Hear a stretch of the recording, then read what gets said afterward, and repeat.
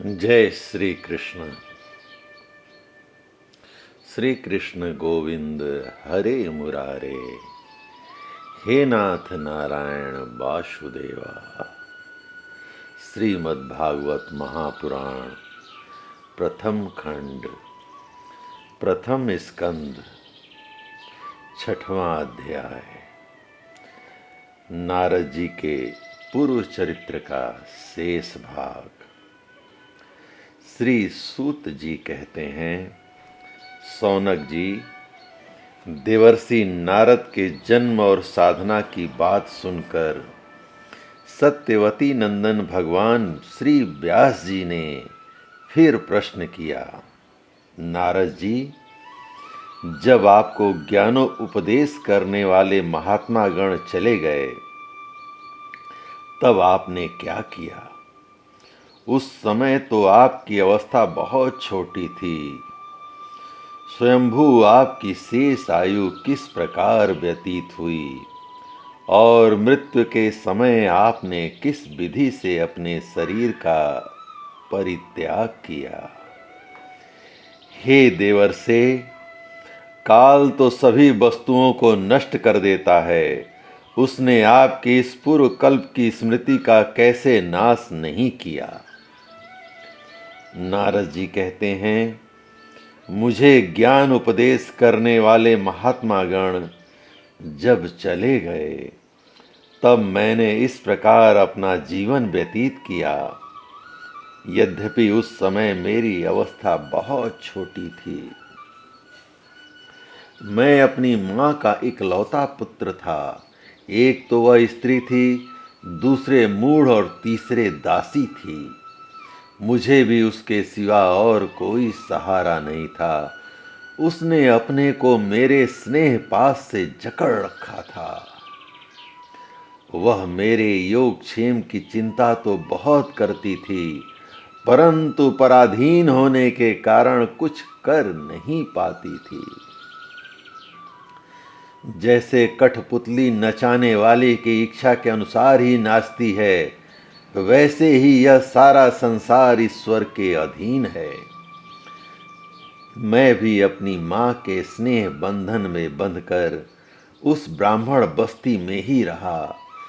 मेरी अवस्था केवल 5 वर्ष की थी। मुझे दिशा, देश और काल के संबंध में कुछ भी ज्ञान नहीं था। एक दिन की बात है, मेरी माँ गौ दूहने के लिए रात के समय घर से बाहर निकली। रास्ते में उसके पैर से सांप छू गया। उसने उस बेचारी को डस लिया। उस सांप का क्या दोष, काल की ऐसी ही प्रेरणा थी। मैंने समझा, भक्तों का मंगल चाहने वाले भगवान का यह भी एक अनुग्रह ही है। इसके बाद मैं उत्तर दिशा की ओर चल पड़ा। उस ओर मार्ग में मुझे अनेकों धन धान्य से संपन्न देश, नगर, गांव, अहिरों की चलती फिरती बस्तियां, खाने, खेड़े, नदी और पर्वतों के तटवर्ती पड़ाव, वाटिकाएं, वन उपवन और रंग बिरंगी धातुओं से युक्त विचित्र पर्वत दिखाई पड़े। कहीं कहीं जंगली वृक्ष थे जिनकी बड़ी बड़ी शाखाएं हाथियों ने तोड़ डाली थीं। शीतल जल से भरे हुए जलाशय थे जिनमें देवताओं के काम में आने वाले कमल थे। उन पर पक्षी तरह तरह की बोली बोल रहे थे और भौरे मंडरा रहे थे। यह सब देखता हुआ मैं आगे बढ़ा। मैं अकेला ही था। इतना लंबा मार्ग तय करने पर मैंने एक घोर गहन जंगल देखा। उसमें नरकट, बांस, सेठा, कुश, कीचक आदि खड़े थे। उसकी लंबाई चौड़ाई भी बहुत थी। वह सांप, उल्लू, सियार आदि भयंकर जीवों का घर हो गया था। देखने में बड़ा भयावह था। चलते चलते मेरा शरीर और इंद्रियां शिथिल हो गईं। बड़े जोर की प्यास लगी थी, भूखा तो मैं था ही। वहां एक नदी मिली, उसके कुंड में मैंने स्नान और जलपान आचमन किया, जिससे मेरी थकावट मिट गई। उस बीजन वन में एक पीपल के नीचे आसन लगाकर मैं बैठ गया। उन महात्माओं से जैसा मैंने सुना था, हृदय में रहने वाले परमात्मा के उसी स्वरूप का मैं मन ही मन ध्यान करने लगा। भक्ति भाव से वशीकृत चित्त द्वारा भगवान के चरण कमलों का ध्यान करते ही भगवत प्राप्ति की उत्कट लालसा से मेरे नेत्रों में आंसू छल छलाए और हृदय में धीरे धीरे भगवान प्रकट हो गए। व्यास जी, उस समय प्रेम भाव के अत्यंत उद्वेग से मेरा रोम रोम पुलकित हो उठा।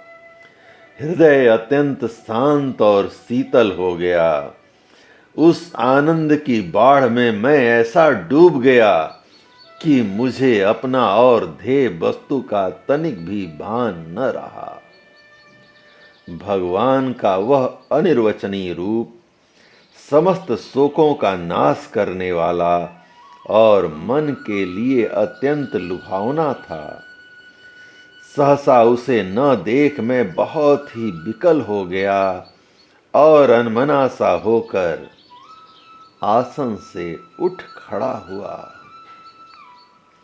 जय श्री कृष्ण। मैंने उस स्वरूप का दर्शन फिर करना चाहा, किंतु मन को हृदय में समाहित करके बार बार दर्शन की चेष्टा करने पर भी मैं उसे नहीं देख सका। मैं अतृप्त के समान आतुर हो उठा। इस प्रकार निर्जन वन में मुझे प्रयत्न करते देख स्वयं भगवान ने, जो वाणी के विषय नहीं है, बड़ी गंभीर और मधुर वाणी से मेरे शोक को शांत करते हुए कहा, खेद है कि इस जन्म में तुम मेरा दर्शन नहीं कर सकोगे। जिनकी वासनाएं पूर्णतया शांत नहीं हो गई हैं, उन अधकचरे योगियों को मेरा दर्शन अत्यंत दुर्लभ है। हे निष्पाप बालक, तुम्हारे हृदय में मुझे प्राप्त करने की लालसा जागृत करने के लिए मैंने ही एक बार तुम्हें अपने रूप की झलक दिखाई थी। मुझे प्राप्त करने की आकांक्षा से युक्त साधक धीरे धीरे हृदय की संपूर्ण वासनाओं का भली भांति त्याग कर देता है। अल्पकालीन संत सेवा से ही तुम्हारी चित्त वृत्ति मुझ में स्थिर हो गई है। अब तुम इस प्राकृत मलिन शरीर को छोड़कर मेरे पार्षद हो जाओगे। मुझे प्राप्त करने का तुम्हारा यह दृढ़ निश्चय कभी किसी प्रकार नहीं टूटेगा। समस्त सृष्टि का प्रलय हो जाने पर मेरी कृपा से तुम्हारी स्मृति बनी रहेगी। आकाश के समान अव्यक्त सर्वशक्तिमान महान परमात्मा इतना कहकर चुप हो गए। उनकी इस कृपा का अनुभव करके मैंने उन श्रेष्ठों से भी श्रेष्ठतर भगवान को सिर झुकाकर प्रणाम किया।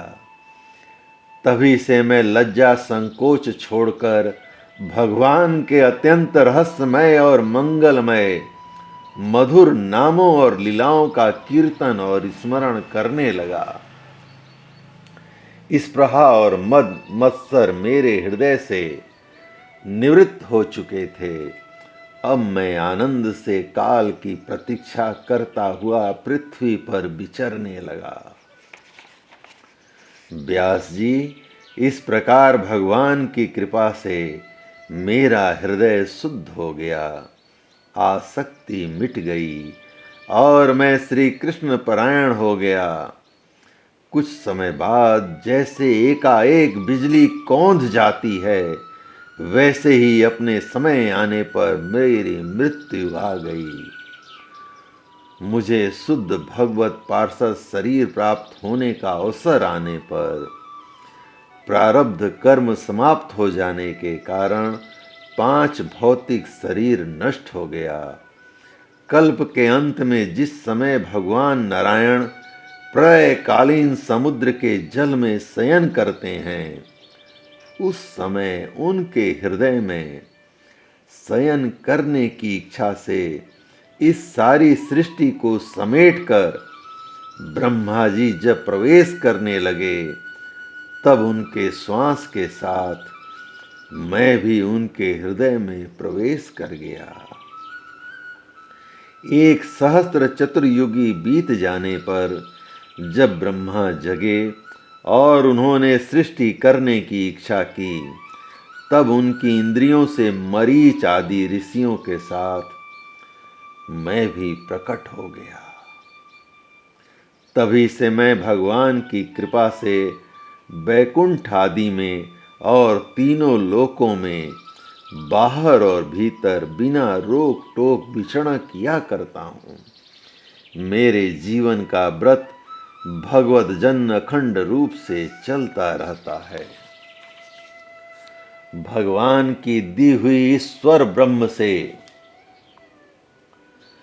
विभूषित वीणा पर तान छेड़कर मैं उनकी लीलाओं का गान करता हुआ सारे संसार में विचरता हूँ। जब मैं उनकी लीलाओं का गान करने लगता हूँ, तब वे प्रभु जिनके चरण कमल समस्त तीर्थों के उद्गम स्थान हैं और जिनका यशो गान मुझे बहुत प्रिय है, बुलाए हुए की भांति तुरंत मेरे हृदय में आकर दर्शन दे देते हैं। जिन लोगों का चित्त निरंतर विषय भोगों की कामना से आतुर हो रहा है, उनके लिए भगवान की लीलाओं का कीर्तन संसार सागर से पार जाने का जहाज है। यह मेरा अपना अनुभव है।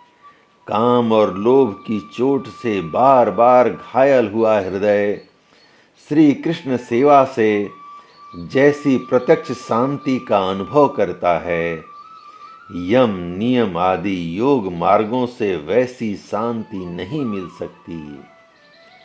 व्यास जी, आप निष्पाप हैं। आपने मुझसे जो कुछ पूछा था, वह सब अपने जन्म और साधना का रहस्य तथा आपकी आत्मतुष्टि का उपाय मैंने बतला दिया। सुत जी कहते हैं, शौनकादि ऋषियों देवर्षि नारद ने व्यास जी से इस प्रकार कहकर जाने की अनुमति ली और वीणा बजाते हुए स्वच्छंद विचरण करने के लिए वे चल पड़े। आहा, ये देवर्षि नारद धन्य हैं, क्योंकि ये सार्गपणी भगवान की कीर्ति को अपनी वीणा पर गा गा कर स्वयं तो आनंद मग्न होते ही हैं, साथ साथ इस त्रिताप्त जगत को भी आनंदित करते रहते हैं। जय श्री कृष्ण।